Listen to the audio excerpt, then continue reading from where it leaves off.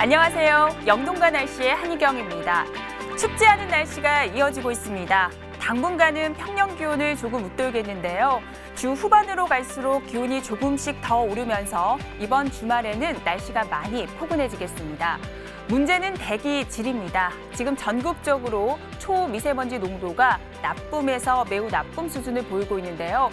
특히 전라북도 지방에는 초미세먼지 주의보까지 내려진 상태입니다. 대기가 정체되면서 국내 먼지와 함께 중국발 스모그까지 유입이 되면서 내일도 미세먼지가 매우 나쁨 수준까지 오르겠습니다. 마스크를 반드시 챙기셔야겠습니다. 내일 하늘에는 별다른 구름 없이 대체로 맑겠습니다. 하지만 내륙을 중심으로 아침에 짙은 안개가 끼는 곳이 많겠고요. 낮에는 기온이 많이 오르는 만큼 일교차가 크게 벌어질 것으로 보여서 건강관리에 신경을 쓰셔야겠습니다.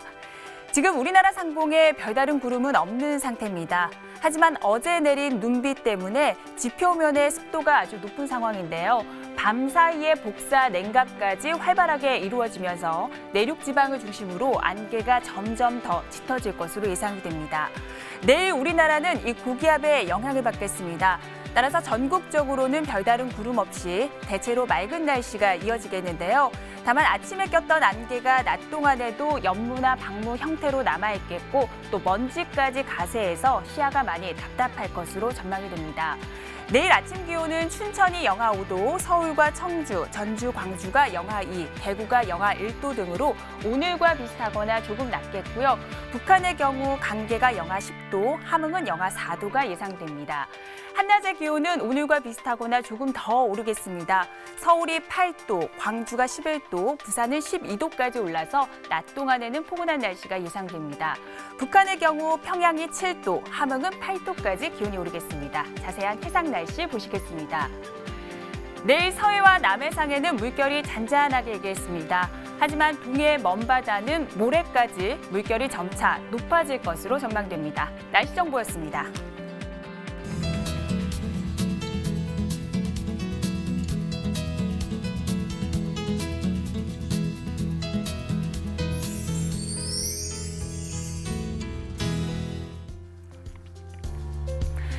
날씨를 알면 농사가 보인다. 영동과 날씨의 오늘은 농촌진흥청의 김창수 지도사와 함께 날씨와 농사에 관한 이야기 나눠보도록 하겠습니다. 안녕하세요. 네, 안녕하세요. 네, 크게 춥지 않은 날씨가 이어지고 있습니다. 당분간은 평년 기온을 웃돌겠는데요. 주 후반으로 갈수록 날씨는 더욱더 포근해지겠습니다. 이제 봄이 가까이 온 것 같은데 지도사님은 어떨 때 봄이 다가왔다 생각이 드시나요? 아무래도 꽃이겠죠. 꽃 소식이 들리면 드디어 봄이 왔구나 싶습니다. 네, 맞습니다. 꽃의 개화가 아무래도 봄을 알려주는 것 같은데요.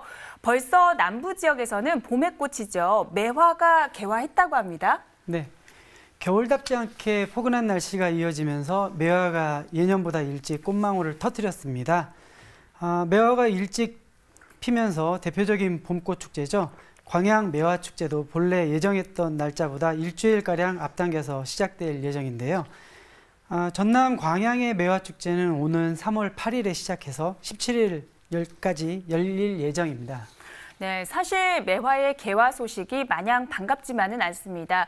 예년보다 매화가 빨리 개화를 하면서 농민들이 걱정이 많다고 하는데요. 어떤 이유인지 설명 좀 부탁드릴게요. 네. 올해처럼 겨울 날씨가 따뜻해서 개화가 빨라지게 되면요, 서리 피해를 받기가 쉽고요.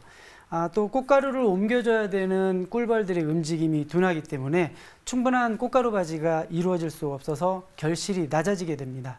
네. 겨울철 기온이 매화의 개화뿐만이 아니라 매실 수확에도 영향을 준다는 말씀이신데요. 그럼 먼저 매실의 주산지부터 살펴주시죠. 네. 매실나무는 따뜻한 기후를 좋아해서요. 연평균 기온이 12도씨에서 15도씨가량 되는 지역에서 안전하게 재배가 될 수 있습니다. 먼저 도별로 재배되는 면적을 보시겠는데요. 매실을 가장 많이 생산하는 곳은 전라남도로 4,224헥타가 재배되고 있습니다. 뒤를 이어서 경상남도가 1,775헥타, 경기도에서 873헥타를 재배하고 있습니다. 주산지별로 살펴보시겠는데요. 대표적인 매실 산지라고 알려진 광양과 순천, 경남 하동군 이 세 지역이 가장 많은 재배 면적과 생산량을 기록하고 있는데요. 전년도 생산량을 기준으로 보면 전남 광양시가 8,462톤으로 가장 많고요. 전남 순천시가 6,500톤을, 경남 하동군이 3,000톤을 생산하고 있습니다. 네, 역시 매화 축제가 열리는 전라남도 광양시에서 가장 많이 매실을 재배하고 있었습니다. 그럼 여기서 전라남도 광양시의 기후적인 특징에 대해서 살펴보도록 하겠습니다. 전라남도 광양은 남해안에 접하고 있기 때문에 해양성 기후를 나타내고 있습니다. 해안에는 연중 따뜻한 난류가 흐르고 있기 때문에 겨울철에도 비교적 온화한 날씨를 보이고 있는데요. 연평균 기온은 13.7도, 1월의 평균 기온은 0.1도고요. 8월의 평균 기온은 27.8도를 기록하고 있습니다. 또 연평균 강수량은 1296mm를 나타내고 있습니다.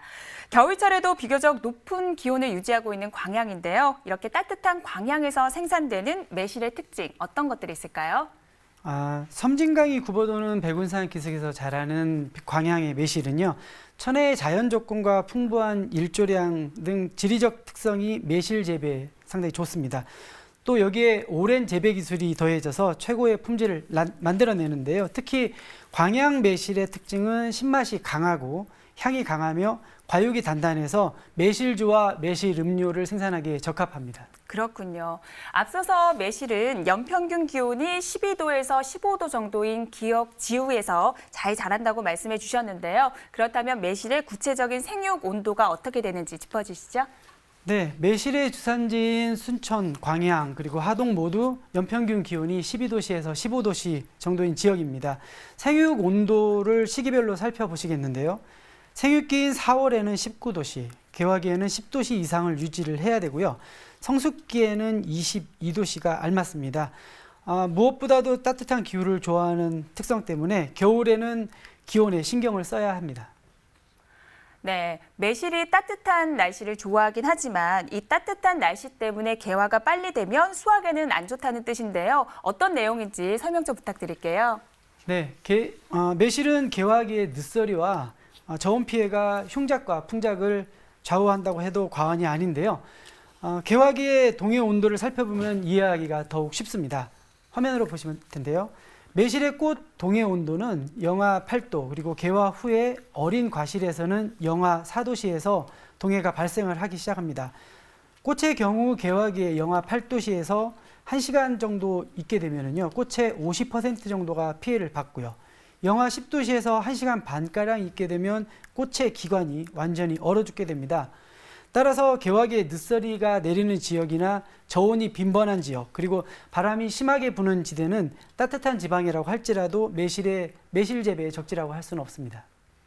네, 작년 4월에는 눈이 많이 내리고 또 기온이 갑자기 떨어지면서 많은 과수 농가들의 피해가 있었습니다. 당시 매실 농가 상황은 어땠는지 알려주시죠.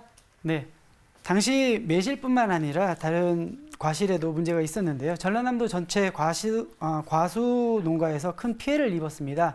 전라남도 보고에 따르면 4월에 불어닥친 한파에 의해서 피해 면적은 약 1272헥타 가량으로 냉해 피해가 집계가 되었는데요. 배와 복숭아, 그리고 매실과 오디 등이 포함되어 있습니다. 네, 그럼 여기서 늦서리 피해가 심했던 작년 4월에 전남 광양의 기온을 살펴보도록 하겠습니다. 작년 4월 초에는 평년 기온을 유지했습니다. 하지만 4월 6일 3.8도로 기온이 내려갔고 4월 7일에는 1.7도로 기온이 떨어졌는데요. 전년도인 2017년과 비교해 보겠습니다. 2017년 4월 7일 최저 기온은 11.4도로 9.7도나 기온차가 났습니다. 4월 8일에는 1.2도로 기온이 떨어지면서 무려 10도 이상의 기온차가 벌어졌는데요. 이 때문에 매실 농가에서는 늦서리 피해가 컸습니다. 당분간 추위 예보는 없는 상태입니다. 하지만 일교차가 매우 크게 벌어지는 만큼 농가에서는 서리에 대한 피해에 대해서 주의를 하셔야겠습니다. 네, 그럼 여기서 매실 최대 산지죠. 전라남도 광양시의 주간 날씨를 꼼꼼하게 확인해 보도록 하겠습니다.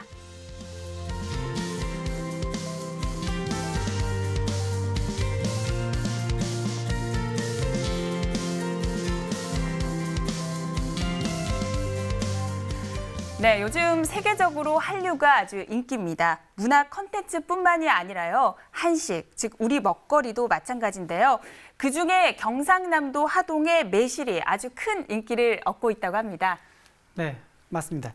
하동구는 지역의 농특산물을 세계에 알리고 또 활로를 개척하려는 노력을 계속하고 있는데요. 지난해 사상 최대 규모인 4,400만 달러를 수출하는 기록을 세웠는데요. 그중 품목이 하나가 매실입니다. 건강 음료로 알려져서 외국인들에게도 인기가 높다고 합니다. 네, 그럼 해외에도 수출되고 있는 매실 산지죠. 경상남도 하동의 기후적인 특징에 대해서 살펴보도록 하겠습니다. 경상남도 하동은요, 남해안 기후대에 속하기 때문에 아주 온화한 날씨를 보이고 있습니다. 연평균 기온은 13.8도, 1월의 평균 기온은 0.2도, 8월의 평균 기온은 25.3도를 나타내고 있는데요. 이 가운데 산간 지역에서만 연교차가 이보다 조금 더 크게 벌어지고 있습니다. 이 섬진강을 끼고 있는 하동은요, 연평균 강수량이 1,512.8mm로 우리나라에서는 아주 최다우 지역에 속하고 있습니다. 광양과도 이웃하고 있는데요. 이렇게 따뜻한 날씨 덕분에 아무래도 매실 생육에는 아주 최적의 조건을 제공하는 것 같은데, 지도사님, 이 시기에 늦서리 외에도 전정 작업이 아주 중요하다고 들었는데요. 네, 전정 작업이 굉장히 중요하죠. 제대로 된 과실을 생산하기 위해서 꼭 필요한 작업인데요. 전정 작업은 필요 없는 부분을 제거를 해서 햇빛 투과량을 좋게 하고 또 바람 순환을 좋게 합니다. 또한 과실의 양분을 집중시켜서 수확량을 높이는 데 도움이 됩니다. 그렇군요. 그렇다면 매실의 정확한 전정 방법에 대해서 좀 알려주시죠. 네, 매실의 전정 작업은 나무의 수령과 목적에 따라서 전정 강도와 방법을 달리 해야 하는데요. 4년생 이하의 어린 나무의 경우에는 수관과 열매의 가지 확보를 위해서 유인과 소금 전정으로 약하게 전정을 하시면 됩니다. 또 노목으로 갈수록 강하게 전정을 해서 격가지를 젊게 유지하는 것이 필요합니다. 나무 세력에 따라서 전정 방법도 달리 하셔야 되는데요. 우박이나 저온 피해 등으로 세력이 약해졌다고 했을 경우에는 겨울 전정만을 실시하셔서 세력을 키워준 후에 세력이 중간 정도까지 올라오게 되면 가볍게 여름 전정을 실시하시면 되겠습니다. 네, 매실의 전정 방법에 대해서 자세히 알아봤습니다. 2017년도에는요, 전라남도 지역에 우박이 쏟아지면서 많은 과수나무들의 피해가 있었습니다. 그런데 이 우박의 피해를 극복하는 방법 중에 하나가 바로 전정이라고 하는데요. 구체적으로 설명 좀 부탁드릴게요. 지난 17년도에 갑작스런 우박이 쏟아지면서 매실을 비롯해서 많은 과수들이 피해를 입었는데요. 이때 수세 회복을 위해서 선택했던 방법 중에 하나가 바로 전정이었습니다. 피해가 심했던 주지 등 굵은 가지의 회복이 불가능했을 경우에 그 피해 부위의 아래를 절단을 해서 새로운 가지를 발생시켰는데요. 이때 발생된 그 새로운 가지로 인해서 빠른 회복을 도왔습니다. 이 외에도 주의할 사항이 있는데요. 우박 피해 등으로 과원의 피해를 입었다고 하면 당해년도 낙엽과 과실들이 쏟아졌을 텐데요. 양분 소모가 적기 때문에 평소보다도 비료의 살포량을 반으로 줄여주시는 게 중요합니다.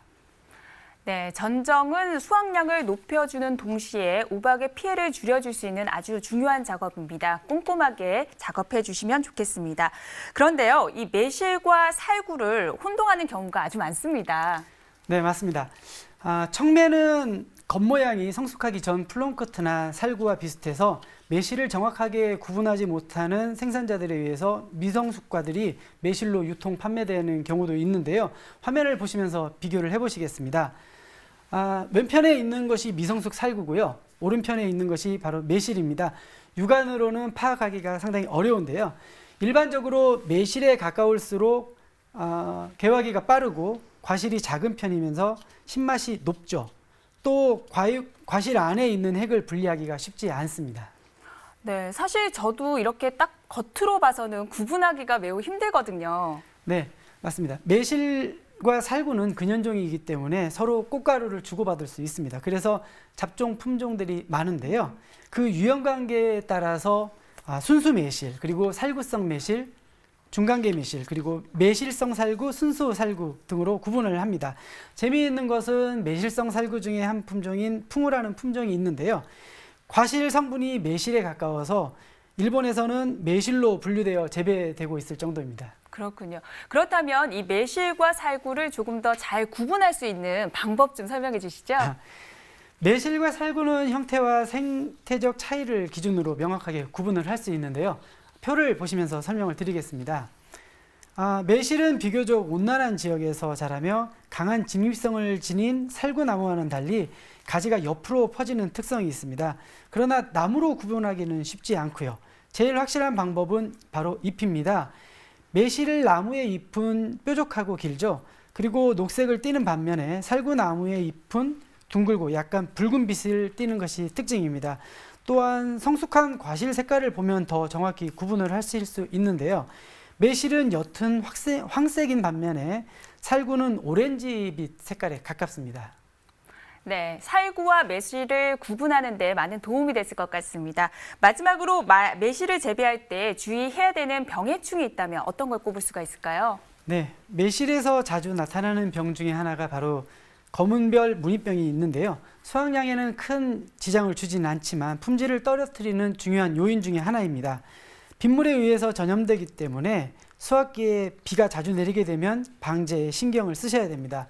또 어떤 분들은 나무가 낮에는 시들었다가 밤에 다시 싱싱해지고 또 낮에 시들었다 싱싱해지는 것을 반복하면서 심하면 낙엽이 일찍 져서 말라 죽는다는 말씀을 하시는 대로 바로 날개무늬병일 확률이 높습니다. 날개무늬병은 토양에서 발생하는 병인데요. 토양에서 발생하는 병인 만큼 유기물使用량을 늘리고 관수와 배수의 관리가 필요합니다.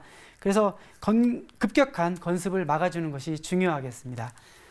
그리고 이 외에도 복숭아 혹 진딧물이나 복숭아 유리나방과 같은 해충의 피해도 있으니 과온을 잘 관찰하셔서 적용약재로 적기에 방제를 하셔야겠습니다. 네, 그럼 대표적인 매실 산지인 경남 하동의 하동읍, 정량면, 악양면의 내일 날씨와 함께 주간 날씨까지 확인해 보도록 하겠습니다.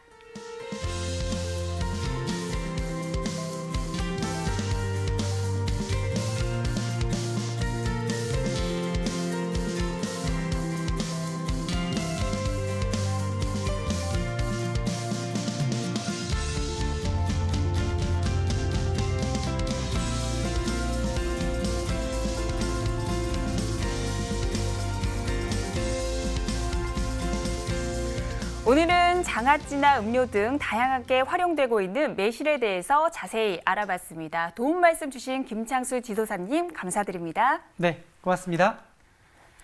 네, 현재 전국적으로 미세먼지 농도가 나쁨에서 매우 나쁨 수준을 보이고 있습니다. 특히 전라북도 지방에는 초미세먼지 주의보가 발효 중입니다. 대기가 정체되면서 국내 오염 물질에다가 중국발 스모그까지 가세하면서 대기가 매우 탁한 상황인데요. 내일도 전국적으로 미세먼지 농도가 나쁨에서 매우 나쁨 단계까지 올라갈 것으로 보이니까 외출하실 때는 반드시 마스크를 챙기셔야겠습니다. 또 일교차가 무척 크게 벌어지고 있습니다. 낮 기온이 많이 오르고 있기 때문인데요. 이번 주말까지는 기온이 계속해서 오르겠습니다. 주말에는 마치 봄날처럼 포근한 날씨가 기다리고 있으니까요. 한 주간 계획하실 때 참고하시면 좋겠습니다.